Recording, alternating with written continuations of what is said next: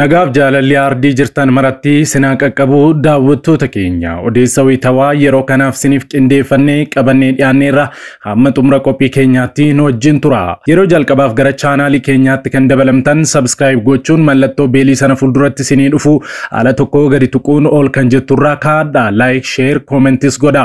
Yeroo kana gootanii kaasee yeroo hundumaa oduuwwan haaraan wayita gadhiifaman dafanii isin qaqqabu. Kallattiin gara oduu keenyaatti wal wajjinaa dabarru. Ministeerri muummee Itoophiyaa Dr. Abiy Ahmed fi kantiibaan magaalaa Finfinnee Aadde Adaanech Abeebee seera haaraa baasan. Seerri ajaa'ibaa tibbana baafame kun manneen nama hundumaa kan seenu garuu immoo haala jireenyaa keessatti ajandaa ta'a jedhamee kan hin yaadamnedhas jedhameera. Seera haaraa Dr. Abiy Ahmed fi Adaanech Abeebee baasan maalidha? Haala kamiinis mana nama hundumaa seenuu danda'a? Odeeffannoo namni hundumtuu beekuu qabu kana bal'ina isaa isin biraan geenya.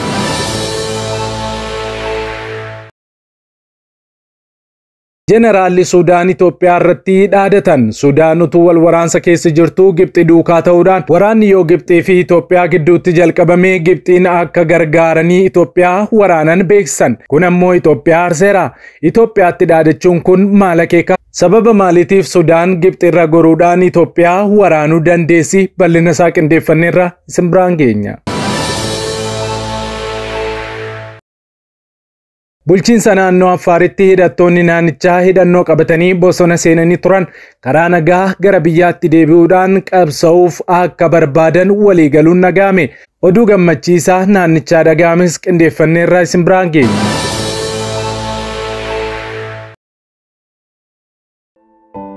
Viidiyoo kana like gochuudhaan jalqabaa. Ministeerri muummee Itoophiyaa Dr. Abiy Ahmed magaalaa Finfinneetti manneen pilaastikaan ijaaramanii fi barandaan pilaastikaan tolfamu akka dhorkamuu qabu dubbatan. Ministeerri muummee Itoophiyaa Dr. Abiy Ahmed kutaaleen magaalaa Finfinnee hundumaa fuulduratti misoomni kooriiderii akka qaqqabu beekanii akka qophaa'an akeekkachiisan. Karaa 8 irratti misoomni kooriiderii hojjetamaa jiru waliigalaan hektaara 2879 yoo ta'u dheerinni isaa kiiloomeetira 135 akka ta'u kantiibaan magaalaa Finfinnee Aadde Adaanech Abeebee himaniiru. Gama hojii misoomaa kooriiderii irratti qondaalonni magaalaa Finfinnee akka ibsanitti iddoowwan misoomni kooriiderii itti hojjetamurraa namoonni qabiyyee lafaa qaban 6,500 ol akka ka'an ibsan. Misooma kooriideriitiif beenyaa waliigalaa namoota qabiyyee lafa isaanii irraa ka'aniif birriin biliyoonii 11.9 akka kaffalamu eeruun hanga ammaatti beenyaan birrii biliyoona 5 kaffalamuu beeksaniiru. Aadde Adaanech namoota qe'ee isaanii irraa ka'aniif laftii mana jireenyaa bakka kennamuuf hektaara 100 qophaa'e keessaa gartokkeen namoota lafa isaanii irraa ka'aniif kennamuu ibsan. Kana malees manneen jireenyaa 4,000 ol namoota qe'ee isaanii irraa buqqa'aniif kennamuu ibsaniiru. Ministeerri muummee Itoophiyaa Dr. Abiy Ahmed ijaarsa kooriiderii kana ilaalchisuun yaada kennaniiru. Warra biyya isaanii jaallatan dhaloota waa'ee biyya isaanii gaarii isaanii fi beeksisan kan uumaman dhaloonni kooriiderii ijaarreef yoo dammaqe kan ijaarruuf dhaloota yoo ta'e haasaa wal fakkaataa dhageenya jechuun qondaalota magaalichaatti dubbatan. Bu'uuraalee misoomaa magaalaa ijaaruurras darbee dhaloota magaalattii gituu uumuu qabnas kan jedhan ministeerri muummee Itoophiyaa itti fayyadamaa fi eegumsa bu'uuraalee misoomaa magaalattii irrattis hanqinni guddaan akka jiru ibsaniiru. Namoota margarra deeman daandii pilaastikaa irra deeman daandii miillaa dhiisanii asfaaltii irra kan deeman namoota baay'eedha. Yaada kana jijjiirree dhaloota magaalattii gituu taasisuu qabnas jedhaniiru. Ministeerri muummee Itoophiyaa Dr. Abiy Ahmed misoomni kooriiderii qabeenya biyyaa baafamuuf ture hambisuun humna biyyattiin qabdu fayyadamuudhaan ta'uu ibsaniiru. Ministeerri muummee Itoophiyaa Dr. Abiy Ahmed ijaarsa kooriideriin walqabatee dhimmoota sirraa'uu qaban jedhanis kaasaniiru. Hooggantoota magaalichaa gama kanarratti argamaniif qajeelfama kan kennan ministeerri muummee Itoophiyaa Dr. Abiy Ahmed itti fayyadama pilaastikaa irratti yaada wayitawaa wayita kennan pilaastikiin jiru hawaasa irratti miidhaa qabu kaasaniiru. Mana pilaastikaan barandaa irrattis ta'ee manni bunaa keessatti gurguramu ijaaramuun seeraan alaa ta'uu qaba kan jedhan ministeerri muummee Itoophiyaa itti fayyadama pilaastikaa ilaalchisee mootummaan federaalaa seera qopheessaa jiraachuu seeruudhaan pilaastikiin biyyaa akka hin seenne gochuuf yaalaa jirras jedhan. Finfinneetti ammoo barandaa pilaastikaan hojjetamu ammatti ittisuun akka barbaachisus eeraniiru. Kana malees itti fayyadama diishii TVdhaaf fannifamu irratti yaada kan kennan ministeerri muummee naannoo manneen waliin jireenyaatti diishii danuu dhaabuurra tokkichatti namoonni akka gargaaraman taasifamuu qabas jedhaniiru. Ministeerri muummee Itoophiyaa Dr. Abiy Ahmed dhimmoota biroos waltajjii sanarratti kaasaniiru.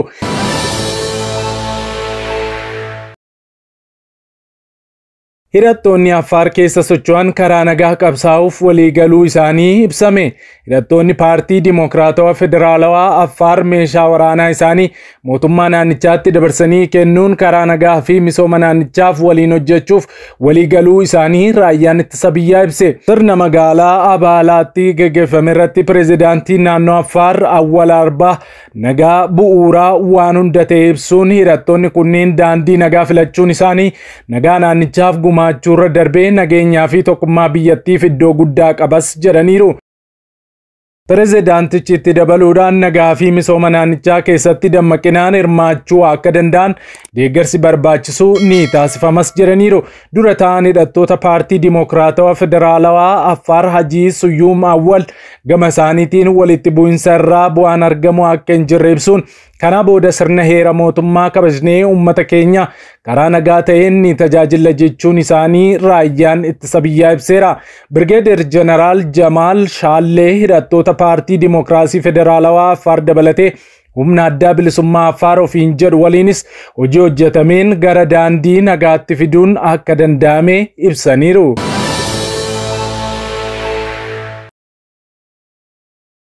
Itoophiyaan dhimma hidha haaromsaa irratti yaada aangaan Sudaan laataniin mufachuu ibsite.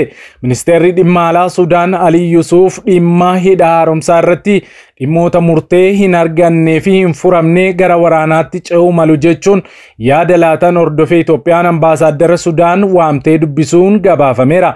Ministeerichi tibbana televiziyoonii biyyattii irratti dhiyaatanii afgaaffii taasisaniin mariin dhimma hidha haaromsaa irratti taasifamuu yoo hin milkoofne Sudaan Masir cinaa dhaabbachuu akka dandeessu dubbataniiru. Waraanni mala fayyadamummaa bishaan ittiin mirkaneessinuu ta'uu danda'as jedhan ministeerichi. Ministeerri dhimma alaa Itoophiyaa roobii darbee marii ambaasaaddar Alzaayin Ibrahim waliin taasiseen yaada laatametti mufachuu eeruun ta'us hariiroo biyyoota lamaanii cimsuuf kutannoo akka qabu ibseera. Yaada falmisiisaa kana kan laatan ministeerri dhimma alaa Sudaan Alii Yusuuf dhimmicha irratti ibsa laachuuf yeroo dhiyootti gara Finfinnee dhufuu akka danda'an miidiyaan Sudaan Tribune maddeen dippiloomaasii wabeeffachuun gabaaseera. Dubbii himaan ministeera dhimma alaa Itoophiyaa ambaasaaddar Nabiyaat Geetaachoo ibsa kaleessaa sadaasa 14 bara 2024 laataniin Itoophiyaan hariiroo Sudaan waliin qabdu cimsuun dhimma hidha haaromsaa mariidhaan hiikuuf kutannoo qabdu mirkaneessaniiru. Itti dabaluunis muuxannoo Itoophiyaan waggoota 13 darban keessatti kuufatte kaasuun hidhichi biyyoota yaa'aa gadii jiran kan hin miinee fi tumsa naannawaa kana kan cimsu ta'us ibsaniiru. Addis Istaandaarditu gabaase.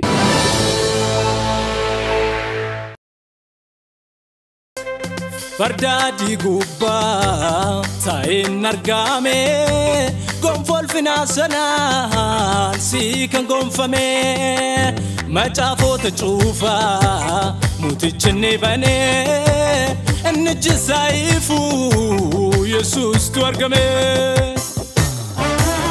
at guddada unduma bita jaalala keeti undarum fata at guddada unduma bita jaalala keeti undarum fata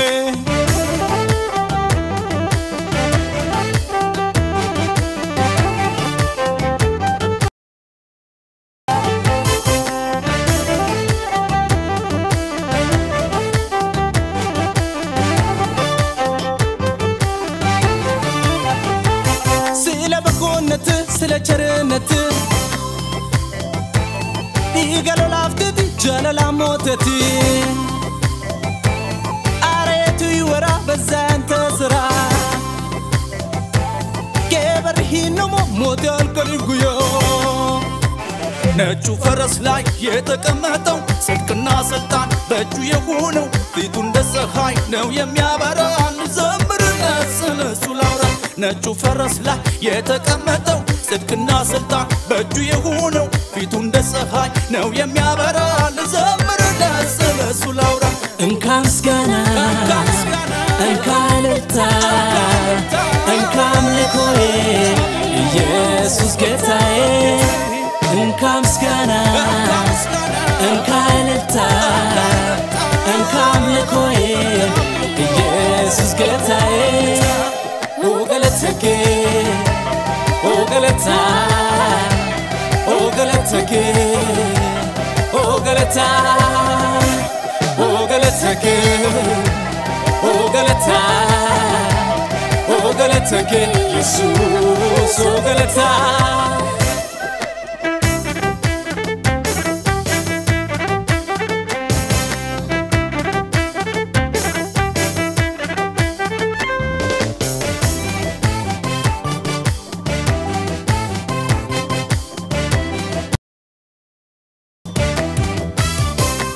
Wakumake himeftu yunan kutsu Hamagesu dubachudani mulsu Dachaf zami ivajiru da kanarra Izambune jijiramne si argera Wakumake himeftu yunan kutsu Hamagesu dubachudani mulsu Dachaf zami ivajiru da kanarra Izambune jijiramne si argera Waka Buddha, yes, all about it. Gentle Father, Moti Buddha, yes, all about it. Gentle Father, Waka Buddha, yes, all about it. Gentle Father, Moti Buddha, yes, all about it. Gentle Father.